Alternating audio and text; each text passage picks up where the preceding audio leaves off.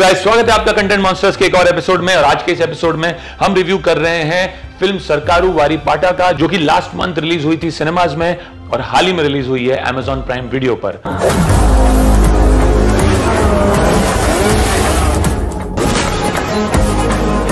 सरकारू वारीपाटा के मुख्य कलाकार हैं महेश बाबू, कीर्ति सुरेश, समुति रकानी, वेनिला किशोर, सुब्बराजू, नादिया, ओसानी कृष्ण मुरली, तनिकेला भरामी और ब्रह्मा जी।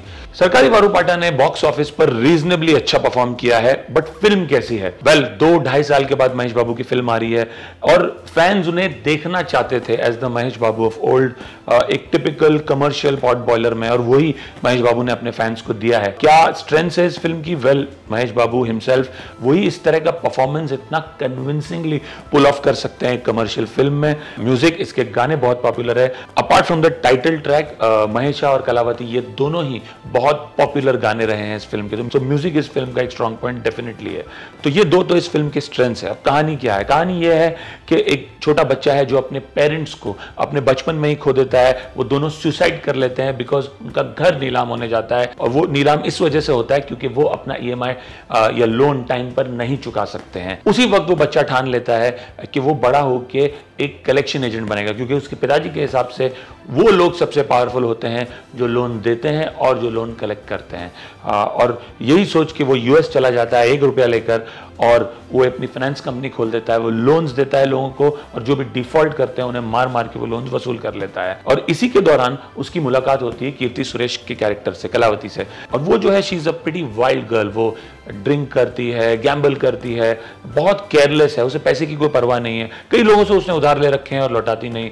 एक उधार वो इससे भी लेती है दूसरों को लौटाने के लिए, बट वो उस पैसे से वापस गैम्बल करती है और वो पैसा भी हार जाती है। जैसे ही महेश बाबू के कैरेक्टर को पता चलता है कि उसने ऐसा किया, वो बहुत भड़क जाता है, क्योंकि महेश बाबू से लोन लेने के लिए, वो भी बिना किसी डॉक्यूमेंट के, ये लड़की लोन लेती है उससे।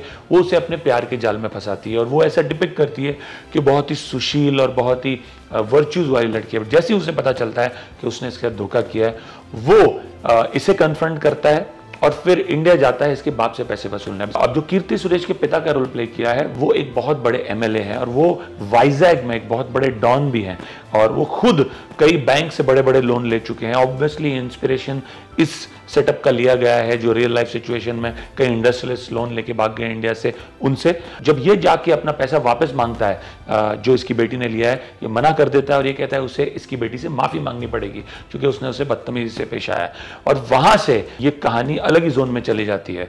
महेश बाबू का जो कैरेक्टर है, वो इंडिया के बैंकिंग सिस्टम के जो फ्लॉज हैं उसको बाहर लाता है पब्लिक के सामने, उसे उजागर करता है कि किस तरह से मिडिल क्लास लोगों को अपनी कमर तोड़नी पड़ती है हर महीने काम करके EMI चुकाने के लिए, और किस तरह से ये बड़े इंडस्ट्रियलिस्ट इतने बड़े बड़े लोन लेके भाग जाते हैं, डिफॉल्ट कर देते हैं, और पॉलिटिकल पार्टीज जो हैं उन्हें राइट ऑफ कर देती है एज NPAs, और भुगतना पड़ता है आम जनता को।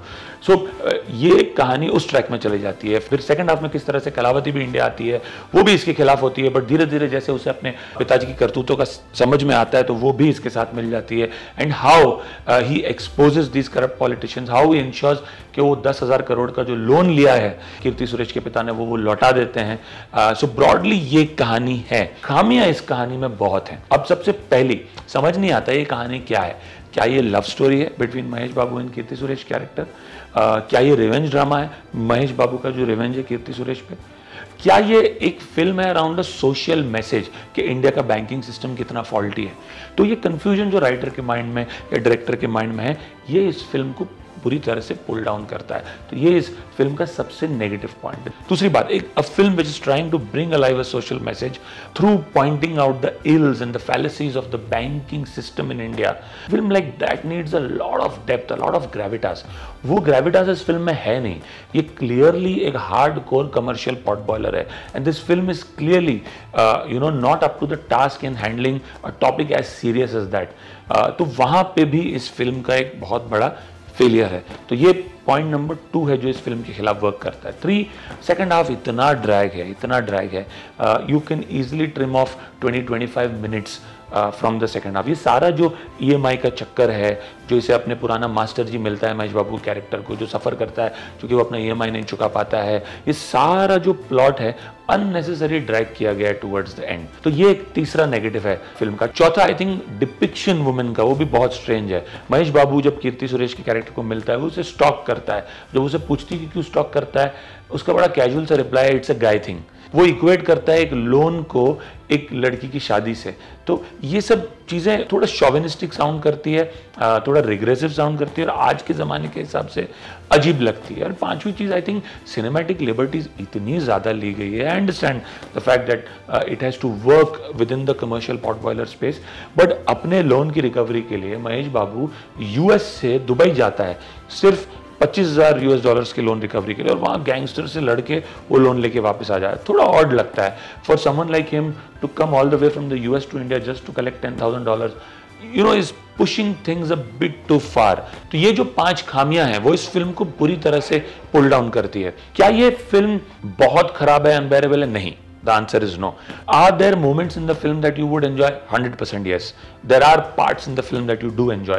But overall, I felt that there is a lot of expectation with the kind of films that Telugu cinema is churning out. उस तरह से उस expectation को ये meet नहीं कर पाती. Also, for a film as big as this, the VFX and the post production of the film is fairly poor. So वो भी एक बात आपको हजम नहीं होती कि इस तरह का VFX यूज हुआ है इस फिल्म में। But again, for hardcore Mahesh Babu fans, this clearly is a film they will love. मेरा रेटिंग इस फिल्म को रहेगा 5.5 out of 10, and like I said, primarily because Mahesh बाबू जितने कन्विंसिंग लगते हैं इस फिल्म में, वही इस तरह का रोल पुल ऑफ कर सकते हैं। म्यूजिक अच्छा है।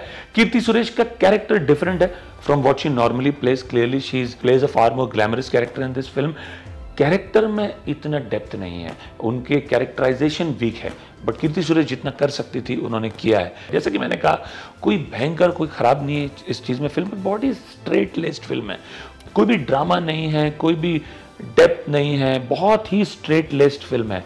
कोई तकलीफ नहीं फेस करता है प्रोटैगनिस्ट जब भी वो किसी को भी बेनकाब करना चाहता है, किसी भी विलन को, किसी भी एंटागनिस्ट को बड़ी आसानी से कर देता है। ड्रामा स्टोरी में आता है जब आपका प्रोटैगनिस्ट, आपका हीरो भी तकलीफें झेले।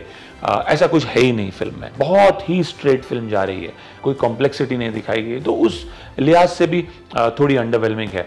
बट आपने फिल्म देखी है तो आप जरूर बताइए आपको ये फिल्म कैसी लगी, whether you liked it, whether you agree with a review और disagree with it.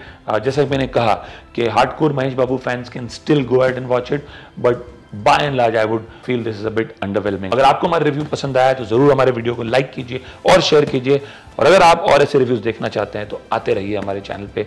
Will see you soon. Thank you.